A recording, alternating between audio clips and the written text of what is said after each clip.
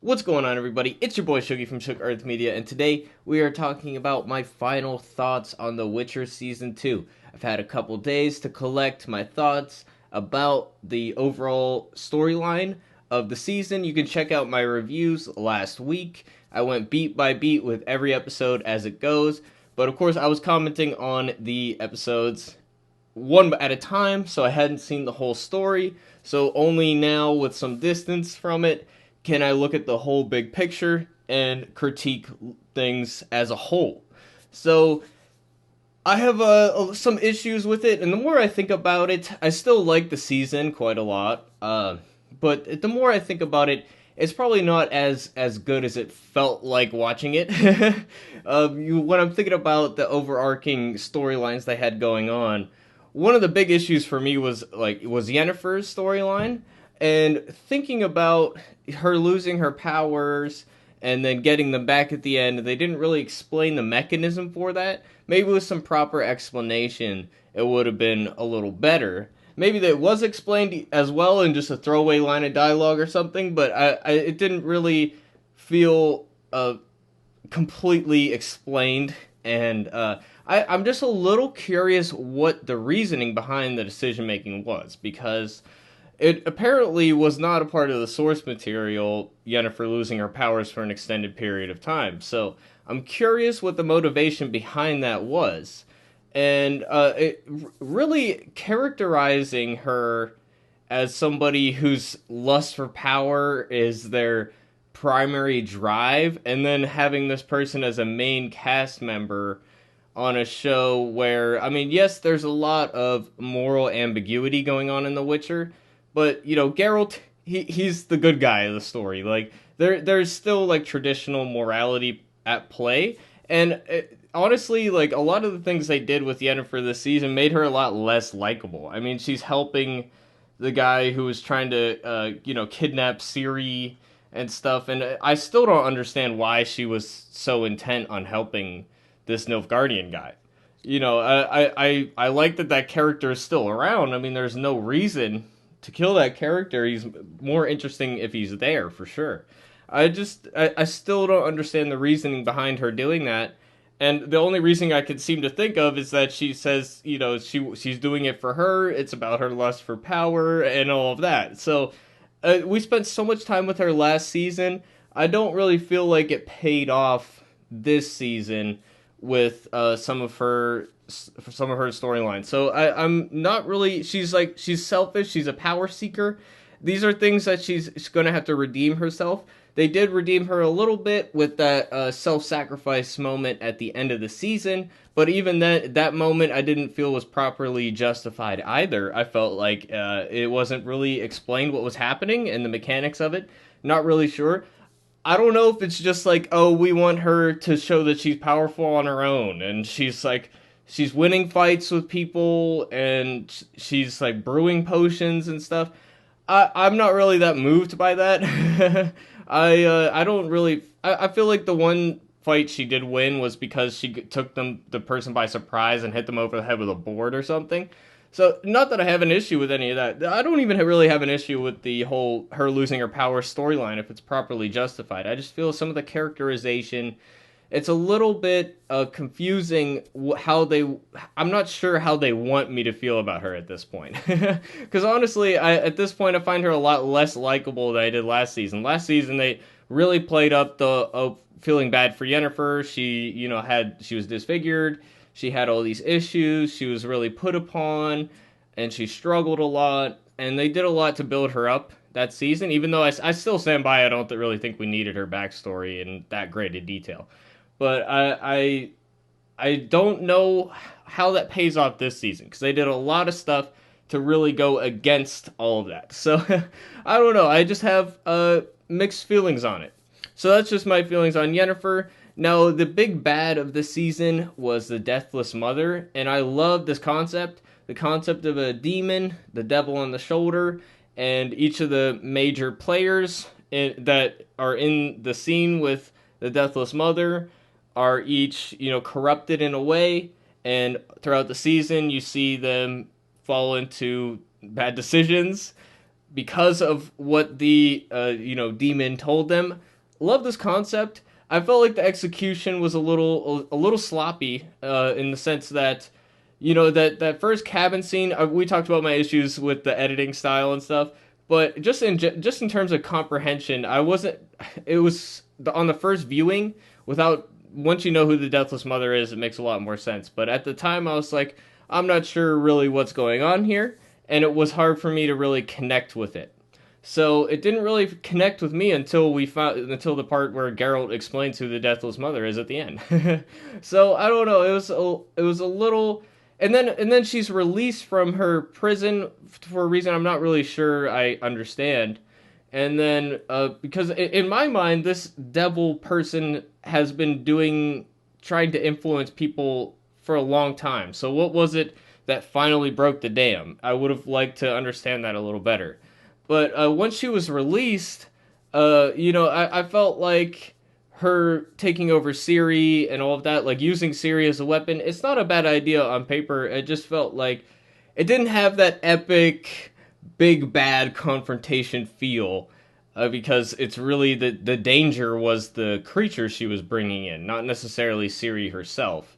Although Ciri was doing, the only killing that the taken over Ciri did was people that were sleeping. So I don't know. We didn't really get to see Ciri's magic. I would have thought that the Deathless Mother would want to use Ciri's magic in some kind of epic way.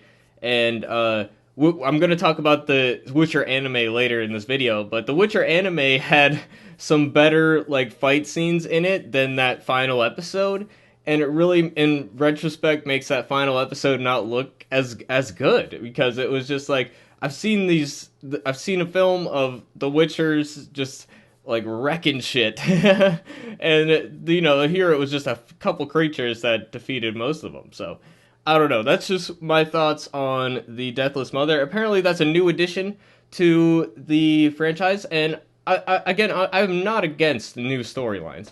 I actually like the concepts here. I just feel the execution was a little sloppy, and that's okay. I feel like with the elves, going to the elves in Nilfgaard and stuff, I like that whole dynamic. I like how it ties into the Deathless Mother thing. I like how it looks like they're going to be the villains at the end. I do feel like they went a little far with that killing baby scene at the end because they did all this stuff to set them up as sympathetic. And, that's what happens with the Scoia'tael in the games. The Scoia'tael in the first game, especially, are terrorists. They're not somebody to root for. They're evil at the end of the day, even though the other side is also performing evil as well. So I like that ambiguity that neither side is good. But I do feel like we went from them being sympathetic to them being complete murderous assholes. Especially because we know for a fact that Redania had nothing to do with their baby getting murdered, so it looks especially heinous when it's innocent people that didn't have anything to do with that, and it's the complete wrong nation. So it was really, I felt like a little too over the top. I do like where they're going with it, and that trajectory of making them the villains, if that's what they're trying to do. If they're trying to make you think that it's justified, they failed completely. It doesn't work. It's not in any way, in any universe, justified. But I like the trajectory of them being the Scoia'tael terrorist villains toward the end. Makes sense to me. I just feel like we went a little too fast straight to that. So on to the next thing on the list. Just mentioning here Eskel. I think it's a shame that they killed him off, and we actually have an article here pulled up that tries to explain that death scene, and I don't feel this is an adequate explanation at all. So that's what we're going to get into. Okay, so we have this article pulled up here. The Witcher Season 2 showrunner explains controversial death. And here we have, apparently, the Rotten Tomato score of Season 2 is 93 for critics and 63 for audience, which actually surprises me, because I do still think that the second season is, for the most part, better. I mean, we got more monsters, we got some great Geralt stuff. There wasn't a lot of the issues I had with season 1, so I'm curious about reasons why. I would love to hear. But yeah, Eskel dies in the second episode. We know about that. I talked about how I didn't really care for it in the review because he's a character that's big in the games. Apparently not as big in the books, but in the games he's definitely a memorable character, and I would have liked for him to stick around. So here we go. We knew we had to kill somebody in that episode. Why though? Why did you have to kill somebody in that episode? You don't have to kill anybody in the episode. I feel like it would still propel the mystery if they found a way to cure him. You know, it still has that mystery to it. But you could kill off a character. That's fine. We all said why not just give it a new character name, and she mentions that here, and I completely disagree with her reasoning why not to do that. So we knew that we wanted a monster to enter Kaer Morhen and have something to do with Ciri. And again, this is the one part of the season, the overarching storyline I really enjoyed, was investigating the new creatures and having it to do with Ciri and the monoliths. I think that part of the season was very well done. And both Geralt and Vesemir and the brothers realized that bringing this girl into their Witcher keep was going to fundamentally change things. And in all honesty, the very first version of the script we wrote, it was a brand new Witcher that we'd never met before, we'd never heard of, and all of a sudden we're like, oh, our audience is going to meet Cohen and Lambert and Eskel and, you know, John. And who's going to die? John is going to die. Okay, so I don't think this is great reasoning because I don't even know who Cohen is. I don't remember. And honestly, like, you could have named a couple more new ones. And it was so obvious that he was going to die from the get-go. We talked about this in my review. They telegraphed it so hard that he's got this infection on his shoulder. I knew instantly that this character was not going to make it, okay? I wasn't happy about it. I felt like he should have had a new name. So we thought about it really hard, and we knew that fans who love Eskel and feel like, why would we do that? Yes. Yes, I do wonder. But honestly, his death is what changes everything. Yeah, and that's fine. I like that part of the storyline. I don't think it would have changed. If you were going for less predictable, there were more things you could have done to make it less predictable. I found that part of the storyline extremely predictable. We talked about this in my review. So I don't like this explanation, you know. And if you're trying to make it less predictable, you done goofed. So that's all I have to say about that. Just thought it was interesting. Moving on to Jaskier this season. I liked Jaskier, especially in that first episode where he comes back into the picture. I really like him there. I will say, I think we need more for him to do other than being the comic relief character. And especially towards the end of the season, I was getting a little sick of it. You saw in my finale review, it felt almost like an MCU movie all of a sudden. Like, he's just spoiling the mood, not reading the room at all, and just completely, you know, acting awkward and making a bunch of jokes. And it felt completely clashing with the tone that they were going for, and I didn't particularly care for it, in all honesty. So I think they went way too far with the comic relief aspect. Of course, that is a very important aspect to his character. You need to have comic relief in a show like this. Otherwise, it's just too serious. You need to have it. So I'm not saying that they shouldn't have him be comic relief, but he needs other things to do. Especially, they characterized him, speaking with Yennefer, as a character who is in touch with people's feelings. He's a man of the people. He's a guy whose job it is to understand and explain people's feelings. He wasn't doing that in the last episode remotely, okay? And even when the previous episode before that, when he's meeting Ciri, he should know, hey, this is a really emotionally charged, confrontational moment. And then he's, you know, trying to introduce himself to Ciri. He should know, as somebody in touch with people's feelings, that it's not the time. And then in the subsequent episode, people are dying. It's a very serious situation. Not the time to be cracking jokes. And as somebody who's in touch with people's feelings, he should know that. Additionally, I think he's very much way too awkward. I think that this is a character who is supposed to be a womanizer. He's supposed to be a people pleaser. He's supposed to be somebody who walks into a room, draws all the attention, and everybody ends up liking him. He's supposed to be charming. Maybe a little annoying to certain types of people, like Geralt, for example. But I think he's way too the black sheep. They went way too far in that direction, I think. We need to see him schmoozing.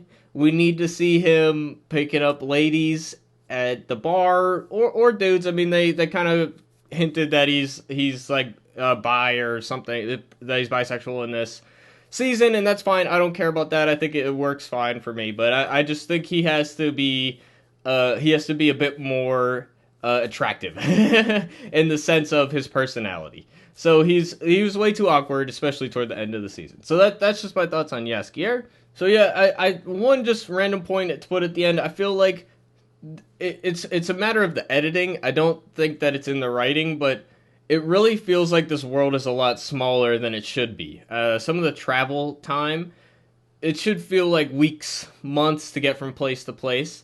And, you know, just if you're just watching it, not really thinking about it too deep, you might just assume everywhere's like a day's ride away.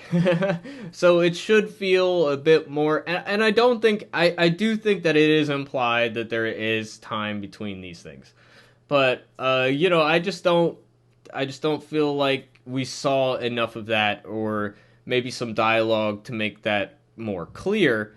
You know, especially, this is like one of the things in like Game of Thrones, for example. The first few seasons did a really great job at illustrating the fact that, oh, if you move an army from one part of the continent to another part of the continent, how arduous of a journey that is, how long it takes, something they forgot about in the last few seasons.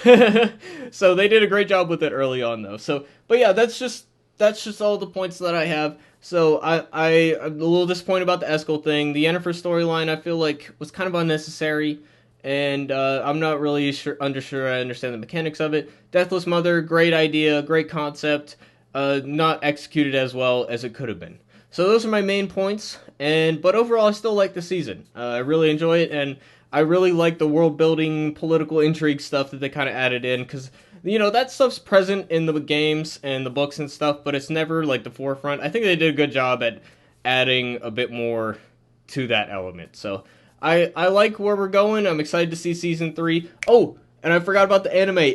I highly recommend the Witcher anime.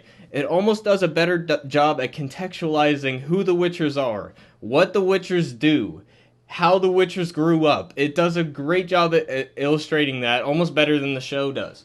So it's about Vesemir when he's younger. It's we hear this season about Kaer Morhen getting sacked, and this is that story, and it's very well done. It's one of those things where no scene is wasted. Halfway through the thing, I'm like, some of these scenes seem unnecessary. You get to the end, every scene was necessary. So it's a very, honestly, I got more emotionally invested in that towards the end than most of the season. So I highly recommend that Witcher anime. It's really good. The first 10 minutes not great, but once you get into it, into the actual story, it's very well done. So I do recommend The Witcher: The Nightmare of the Wolf. It's a good anime. You should check it out if you like The Witcher. So that's my review for this season, guys. Let me know what you think in the comment section down below. If you want to go more in depth on my thoughts on each episode, you can check out my videos from last week. I'll link the playlist in the iCard up there, so you can check that out. But yeah, thanks for watching, guys. We'll see you on the next video. That we're done with The Witcher now, and we will be moving on to other stuff. So keep it locked on Shook Earth Media. Hit me with that subscribe if you want to see more videos like this. Hit me with that like if you like this video, and definitely comment, and I'd love to hear from you guys. Peace out, everybody. Have a good one.